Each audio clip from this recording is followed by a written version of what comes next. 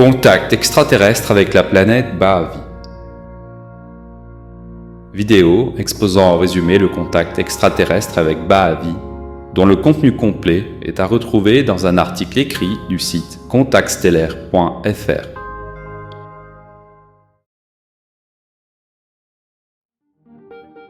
MN-IS, mentionné dans les ouvrages de Robert Charroux à partir de 1965, est présenté comme un Français affirmant être en contact avec un peuple extraterrestre de la planète Baavi, situé dans le système de Proxima du Centaure. Mais a priori ce serait plutôt Alpha du Centaure, comme on le verra plus loin. Il aurait été missionné par ces êtres pour diffuser leurs informations.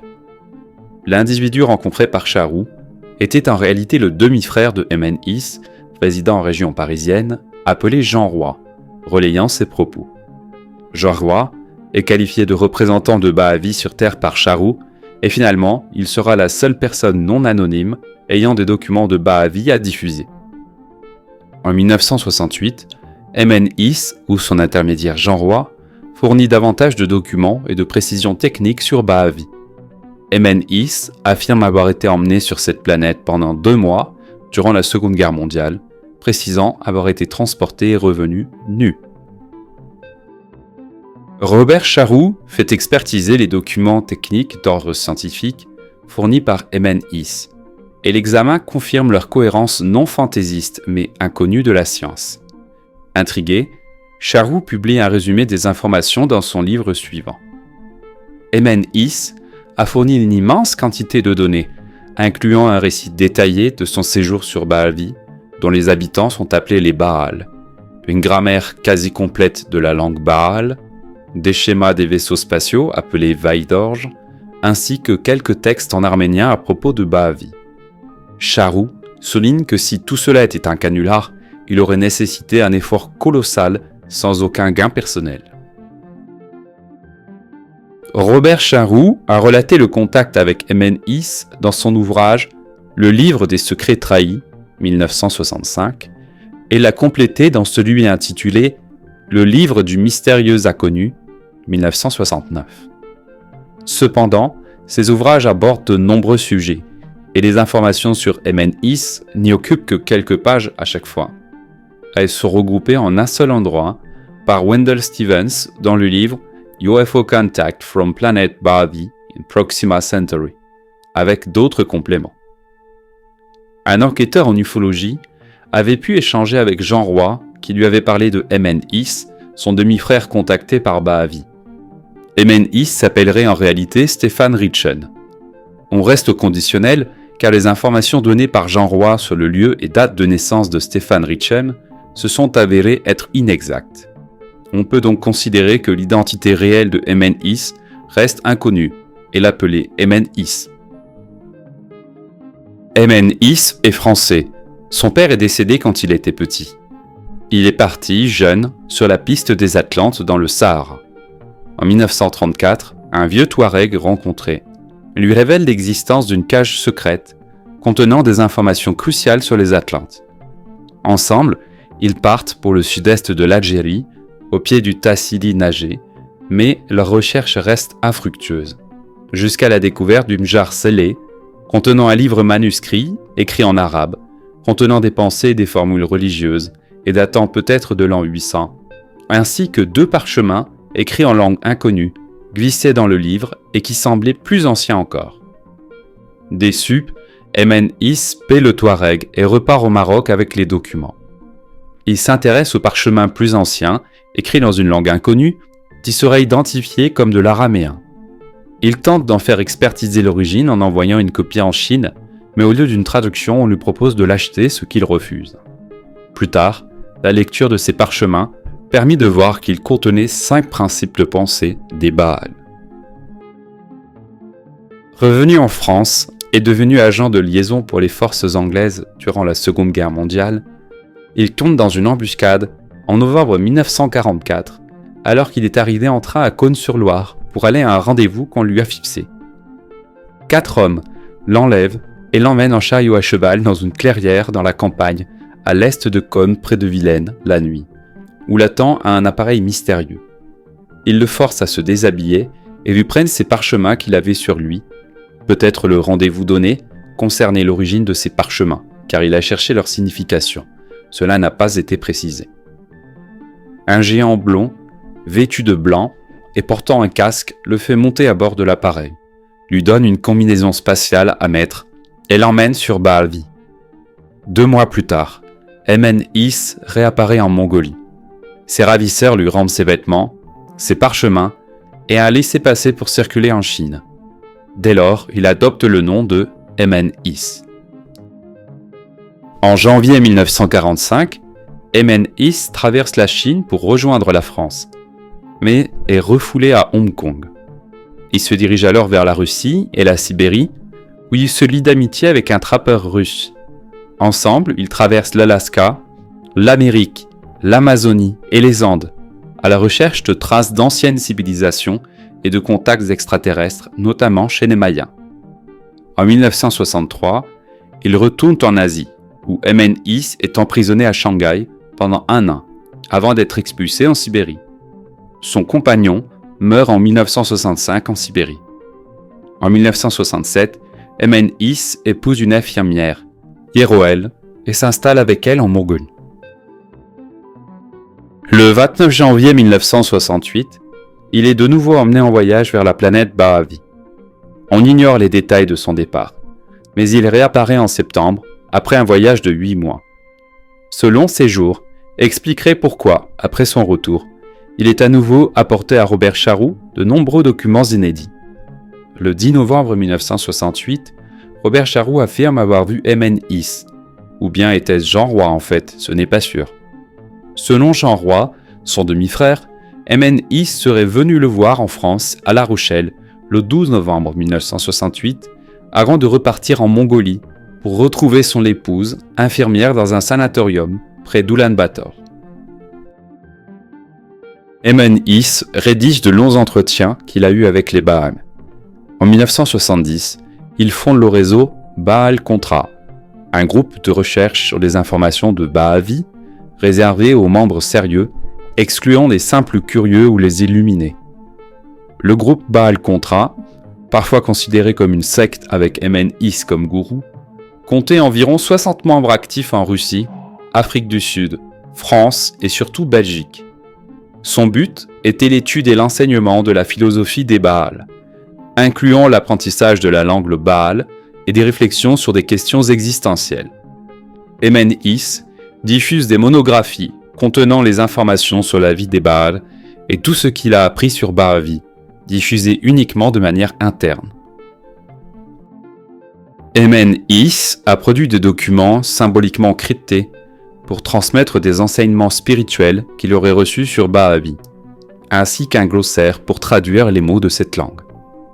Vers la fin de sa vie, après le décès de son épouse, il se retire au pied des monts Altaï, s'isolant de ses amis, tout en consacrant une grande partie de son temps à la défense des droits de l'homme et à la quête de justice, avant de s'éteindre en avril 1975. Les Baals sont décrits par Jean Roy comme des géants blonds venant d'une étoile appelée par nous Rigel, située à 4,2 années-lumière, ce qui correspondrait exactement à Alpha du Centaure, appelé aussi Rigel Cantorus ou Rigel du Centaure, situé à 4,37 années-lumière de la Terre selon les terriens. Certains ont fait une confusion avec l'étoile Rigel d'Orion, bien plus lointaine, 900 années-lumière. Certains auteurs, comme Robert Charroux et Wendell Stevens, ont attribué leur origine à Proxima du Centaure, 4,24 années-lumière selon les terriens, qui est très proche d'Alpha du Centaure. Les écarts entre les distances indiquées par les contacts extraterrestres et les estimations scientifiques sont fréquents, mais Alpha du Centaure semble être l'étoile la plus compatible avec les informations données, plutôt que Proxima du Centaure. Emen-Is affirme que des terriens vivent actuellement sur Baalvi, intégrés et assimilés à la vie des autochtones.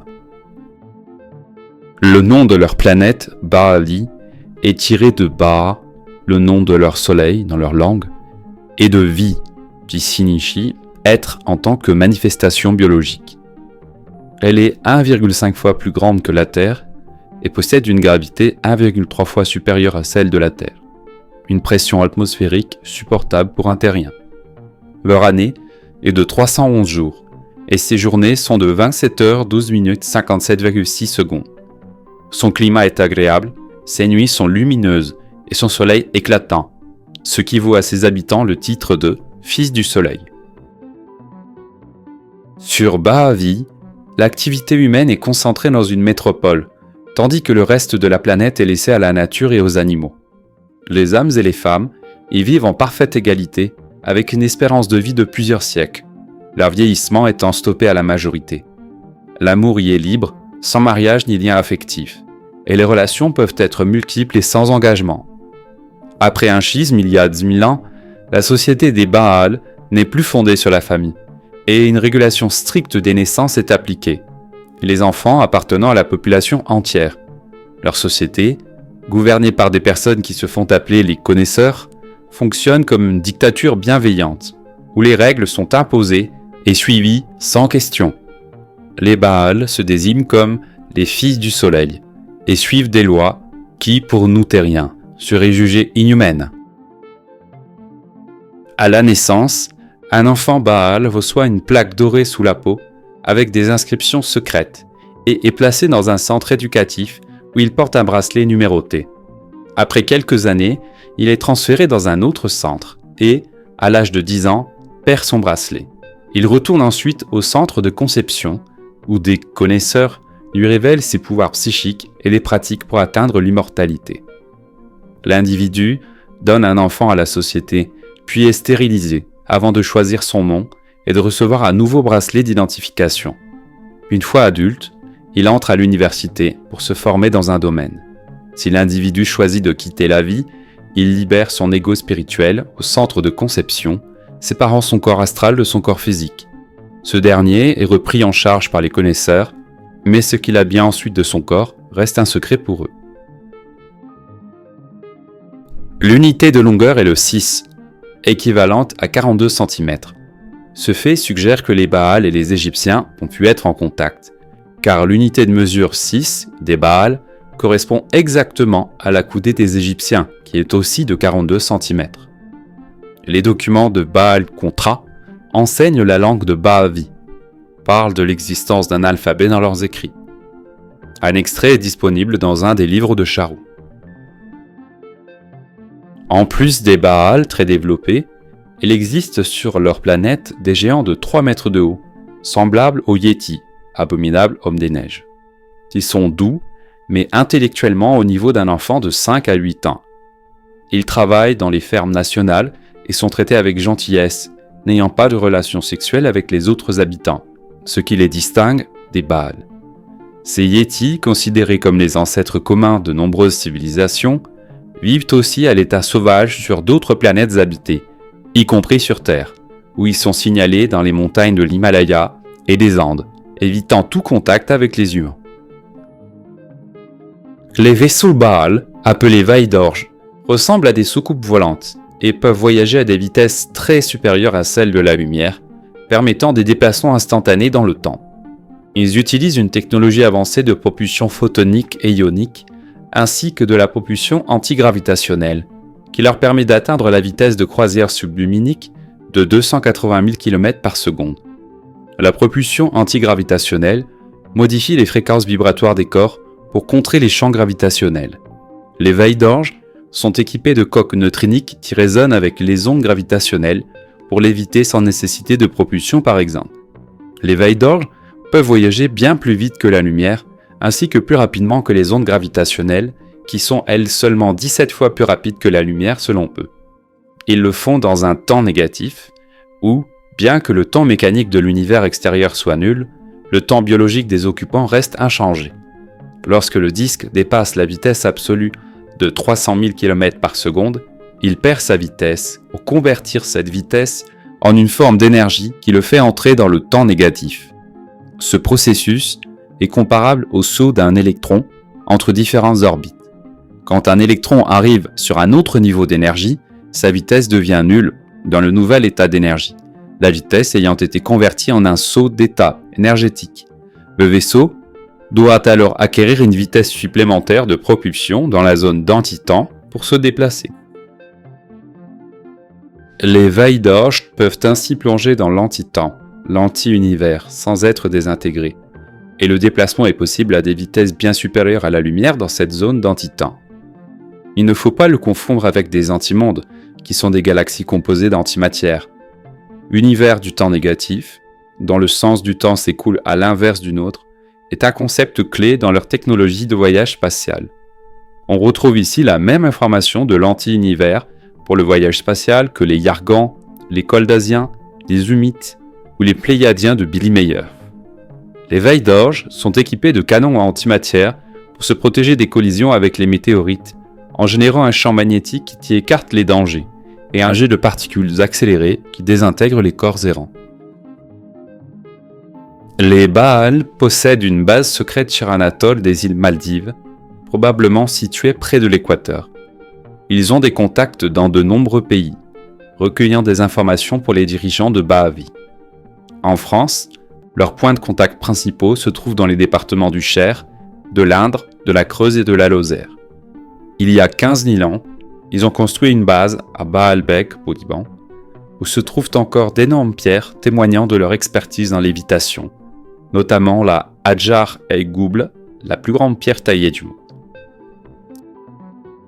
Avant l'établissement de la charte sur Bahavi il y a 10 000 ans, les filles du Soleil avaient envoyé plusieurs expéditions sur Mars, une planète plus petite que la Terre avec une gravité inférieure.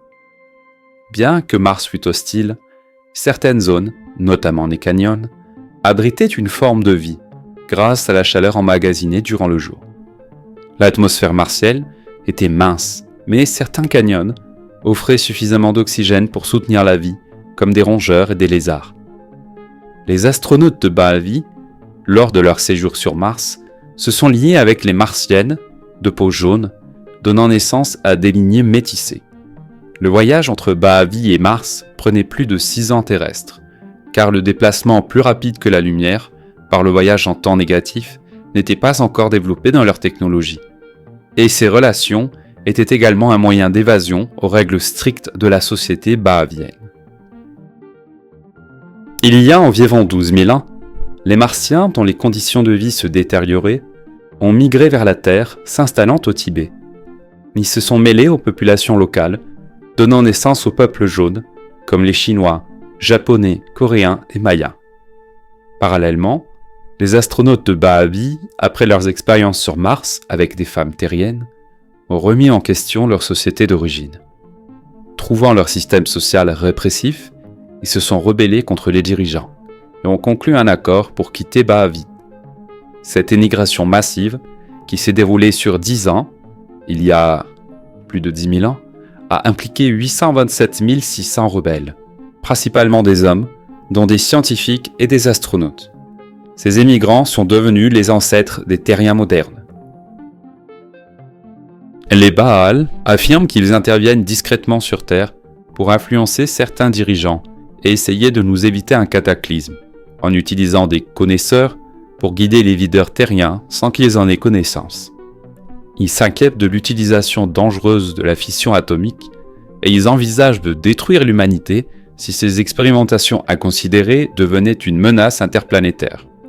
Ils prévoient un cataclysme terrestre imminent et souhaitent sauver une partie de l'humanité. MN-IS exprime une vision sombre de l'avenir de la Terre, marquée par une domination des machines et la perte des droits humains, et appelle à une prise de conscience collective. Robert Charroux ajoute que les Baals restent dans l'ombre, n'offrant aucune aide directe aux terriens, notamment à cause de leur opposition au retour sur leur planète d'origine des exilés cosmiques que nous sommes en tant que descendants de certains Baals. Ils se montrent ouverts plutôt à la race terrienne à peau jaune, descendant d'un mélange entre les Baals et les Martiens établis en Chine. Dans les années 1970, Eugène Fusen, militaire et ufologue belge, reçut des documents prétendant provenir des Baals, mais il n'y croyait pas. Stéphane V, président d'une fédération ufologique en Belgique, eut également accès à des documents et des cassettes audio mystérieusement découvertes dans sa cave fermée à clé, avec informations et schémas de la science de Bahavi, qui furent transmis à l'armée de l'air pour analyse. Roger Lortjoar, un autre ufologue belge, entra aussi en contact avec ces documents, lui via le groupe Baal-Contra. Certains ont suggéré que l'affaire Bahavi pourrait avoir inspiré l'affaire Humo, notamment à cause de l'envoi à des ufologues de documents techniques et audio similaires, par la poste ou par des moyens divers. Les documents du groupe Baal-Contra, mystérieusement diffusés, formaient un puzzle complexe, mais beaucoup ont disparu avec le temps, et l'affaire Bahavi est tombée dans l'oubli. Ces documents contenaient des écritures extraterrestres ressemblant à des caractères égyptiens, mayas et des runes, suggérant un alphabet ancien et primitif. Un Allemand, appelé Horst Fenner, dans une lettre écrite le 2 janvier 1976, raconte une expérience incroyable qu'il a vécue à Trinidad en Bolivie lors d'un voyage touristique. Alors qu'il se rendait à pied dans les environs, il aperçoit une soucoupe volante qui descend silencieusement et disparaît derrière des buissons. Il décide de suivre la direction, où il pense l'avoir vue s'écraser, et après plusieurs heures de marche, il découvre un grand disque métallique flottant à 1 mètre du sol. À côté de la soucoupe, 2 hommes en combinaisons argentées se tiennent debout. Ils ne portent pas de casque, mais des dispositifs étranges sur leur combinaison. Bien que Fenner ne comprenne pas leur langage, les hommes utilisent un convertisseur de traduction pour lui parler en plusieurs langues, dont l'allemand, et lui expliquent qu'ils sont là en paix. Il lui demande s'il peut retenir les informations qu'ils lui transmettent, et Fenner, tu prends des notes, rédige tout ce qu'ils lui disent. Il donne une copie fidèle de cette conversation qui suit. Cette lettre décrit la rencontre entre Horst Fenner et les 2 extraterrestres, tous 2 blonds d'environ 1m75, se nommant Ko-un et Attar, et se disant originaires de Proxima du Centaure. Horst, d'abord surpris, apprend que leur mission sur Terre est de suivre les événements humains, car les humains sont en retard dans leur développement en raison des religions et des luttes politiques. Leur but est d'empêcher les conflits terrestres d'affecter d'autres systèmes stellaires. Ko-un et Attar révèlent qu'ils viennent d'un groupe appelé les Centauriens, mais qu'ils ne sont pas seuls. Ils disent que de nombreuses autres races extraterrestres, comme les Pléiadiens, observent également la Terre. Ils disent que les Pléiadiens ont 3 stations sur Terre, dirigées par un commandant nommé Quetzal, et leur représentante sur Terre est une femme nommée Semjase, âgée de 350 ans, fille d'un puissant commandant pléiadien. Ko-un et Attar disent que l'un des aspects les plus frappants de la mission des Pléiadiens est la tâche confiée à un prophète de 40 ans, appelé Billy, vivant en Suisse, qui aurait été formé pour transmettre les véritables enseignements spirituels à l'humanité. Ce prophète doit apporter les enseignements de l'esprit, qui seraient transmis depuis les royaumes spirituels les plus élevés, en lien avec les races spatiales des Pléiades, la constellation de la Lyre et l'univers d'Al. Toutefois, la mission de ce prophète est compliquée par la présence de personnes qui se disent des contactés, mais qui ne le sont pas vraiment, ou qui cherchent à en tirer profit. Petite note, on retrouve le vocabulaire et informations donnés par Billy Meyer concernant les Pléiadiens et l'univers d'Al dans tout ce qui est dit par Ko-un et Attar de manière précise, ainsi que Billy Meyer porté par eux au stade de grands prophètes de l'humanité. Dans la suite de la lettre, il est écrit que Ko-un et Attar expliquent qu'ils rencontrent de grandes oppositions sur Terre, notamment des accusations de fraude envers les véritables personnes de contact. Et ils disent avoir des contactés à eux sur Terre, qui sont souvent traités de falsificateurs et confondus avec des imposteurs comme Adamski, Genovese et Michalek, dont ils disent qu'ils n'ont jamais eu aucun contact avec une quelconque race spatiale. Bien que ces imposteurs soient nombreux, les vrais contactés restent rares. Petite note, leur discours reprend celui des Pléiadiens de Billy Meyer, avec la même dialectique de dénonciation de tous les contactés, sauf les leurs. Ils semblent clairement faire partie d'un même groupe qui a la même histoire à raconter. Pour finir la lettre, il est écrit qu'ils demandent à Horst d'accepter d'être un témoin public de leur contact, et qu'ils lui en donneront alors plus à partager. Horst, bien qu'il soit de plus en plus convaincu, hésite à s'engager, craignant de ne pas être cru, et refusant de devenir une figure publique. Ko-un et Attar insistent sur l'importance de leur mission, mais Horst persiste dans sa décision de rester anonyme. Ko-un et Attar respectent sa décision, et lui conseille de bien réfléchir à son rôle, avant de se séparer en bons termes sans aller plus loin. Horst regrettera ensuite de ne pas avoir au moins feint d'accepter pour avoir plus d'informations provenant d'eux. Et finalement, sa lettre deviendra publique, donc il a fini par vraiment accepter leur demande. Lors du 60e contact de Billy Meier avec Semjase, le 8 juillet 1976, Billy évoque auprès d'elle Attar et Kohn, les deux visiteurs de la région de Proxima du Centaure, après avoir reçu la lettre de Horst Fenner relayée par un Allemand. Semjase confirme connaître ces individus personnellement qui sont de « chers amis » selon son expression, bien qu'elle soit surprise que Billy en ait déjà entendu parler. Elle précise qu'Attar et Kohn visitent fréquemment la Terre mais leurs contacts sont limités. Elle lui dit qu'ils ont eu une personne contactée par eux en Allemagne il y a 50 ans. Lors de cette conversation, Billy montre un dessin d'Attar et Kohn qu'il a reçu dans la lettre, ce qui correspond très bien à l'apparence que Semjase connaît d'eux, et là aussi elle est surprise. Bien que cela établisse une connexion entre Proxima du Centaure et les Pléiadiens, il est important de noter que les Baals viendraient du système d'Alpha du Centaure, situé à côté, à 0,15 années-lumière de Proxima du Centaure. D'ailleurs, Kohn et Attar faisaient environ 1m75 et n'étaient pas géants, comme le décrit Emin Is à propos des Baals. Ils ne sont pas la même race. Cela suggère quand même une connexion entre les Pléiadiens et Ba'avi, car ils sont liés à un système très proche. Kohn et Attar ont bien dit à Horst qu'ils venaient du groupe d'étoiles de Proxima du Centaure, et ne se sont pas annoncés comme représentants d'une seule étoile, mais du groupe d'étoiles, laissant entendre donc des liens avec les autres étoiles du groupe comme Alpha du Centaure, donc en lien avec Ba'avi aussi, possiblement. Dans le contact numéro 476 de l'année 2009 avec Billy Meier, le Pléiadien Ptah dit « La population de la planète Akart appartenait à notre fédération, de même que la population des mondes de Proxima Centauri et d'autres de ces mondes, et d'autres régions locales de l'espace qui les entourent, d'où plusieurs d'entre eux sont venus sur la Terre. Cependant, tous ces mondes appartiennent à notre configuration spatio-temporelle et possèdent donc plusieurs de nos technologies, comme par exemple celle qui leur permet de franchir la barrière temporelle et d'entrer dans votre configuration spatio-temporelle. Les Pléiadiens parlent de civilisations faisant partie de leur dimension espace-temps qui n'est pas la nôtre. Il serait donc possible que toutes les civilisations du groupe de Proxima du Centaure dont ils parlent n'aient aucun lien avec Ba'avi finalement, si ces derniers sont dans le même espace-temps que nous.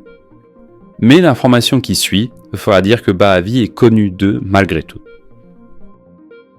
Lors du contact numéro 106 avec le Pléiadien Quetzal, le 10 avril 1978, Billy Meier mentionne un article du magazine allemand Geo qui présente une image d'un tremblement de terre futur dévastant San Francisco.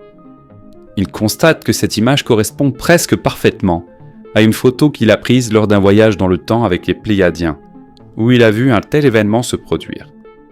Billy s'inquiète que ces photos soient considérées comme des coquilles de l'artiste. Quetzal lui explique que l'image provient, selon son expression, des intelligences Ba'avi, qui travaillent avec les Pléiadiens sur Terre selon son information, et qu'il y a eu une erreur dans la publication de cette image avant l'automne 1977. Quetzal suggère que, pour se protéger, Billy garde ses négatifs afin de prévenir les accusations de fraude. La mention de la civilisation Ba'avi, faite par les Pléiadiens, est ici claire. C'est probablement les mêmes dont il parle que ceux dont il est question dans cet article. D'autres contacts provenant du système Alpha du Centaure. Elisabeth Clarer a été en contact avec Akon, un être originaire de Méthone, une planète en orbite autour de Proxima du Centaure, l'étoile Alpha C, dans un système comportant 7 planètes. Les Méthoniens, d'environ 2 mètres de haut, blonds et issus d'une ancienne civilisation vénusienne, ont migré après que Vénus soit devenue inhabitable. Vivant dans un plan vibratoire plus élevé que celui de la Terre, ils sont invisibles à nos yeux sans ajustement de fréquence. Cette civilisation avancée et pacifique vit en harmonie avec la nature, dans des structures écologiques et intégrées au paysage. Ils utilisent une énergie libre, communiquent par télépathie et fondent leur société sur l'amour, la connaissance et l'équilibre. Leur monde ne connaît ni guerre ni pollution, et l'éducation des enfants repose sur la liberté, l'intuition et le respect. Autre contact avec le système alpha du Centaure. Ricardo González a été contacté par des êtres d'un monde nommé Apu, situé autour de l'étoile Alpha B, Tolymade, dans le système d'alpha du Centaure. On a déjà parlé d'Apu avec le contacté Vitko Novi dans une autre vidéo. Ici, il s'agit d'une autre colonie d'ancêtres de Apu qui se sont installés sur ce monde dans Alpha du Centaure, nommé Apu en l'honneur de leur monde originel. Parmi eux, Antarel, un être de 3 mètres, à l'apparence élancée et lumineuse, aux cheveux clairs, lui a transmis un enseignement mêlant science et spiritualité. Leur message central repose sur le minus, particule primordiale présente en toute chose, reliant matière et esprit. Cette force permettrait la régénération cellulaire, la guérison et les voyages dans l'espace-temps. Ricardo a reçu une méthode mentale basée sur la visualisation d'un tesseract, un hypercube, permettant de se connecter consciemment à cette énergie fondamentale. Roberto Vargas de la Gala a également rencontré des êtres d'Apu, notamment Godard et Antar, mesurant 2,50 m environ, aux cheveux blonds et flottant au-dessus du sol. Et ils se présentent comme des guides venus aider l'humanité à éveiller un potentiel inscrit dans son ADN, centré sur la haine causée, un amour inconditionnel absent chez eux. Ce contact révèle que l'humanité viendrait du futur et détiendrait un rôle unique dans l'équilibre cosmique. En retrouvant sa mémoire spirituelle, elle pourrait agir comme un pont entre les dimensions, initiant un changement global fondé sur la paix, la conscience et l'unité. Si vous êtes intéressé à en savoir plus, un article complet dont est issue cette vidéo résumée est à retrouver sur le site contactstellaire.fr. Vous trouverez le lien vers l'article dans le descriptif attaché à cette vidéo.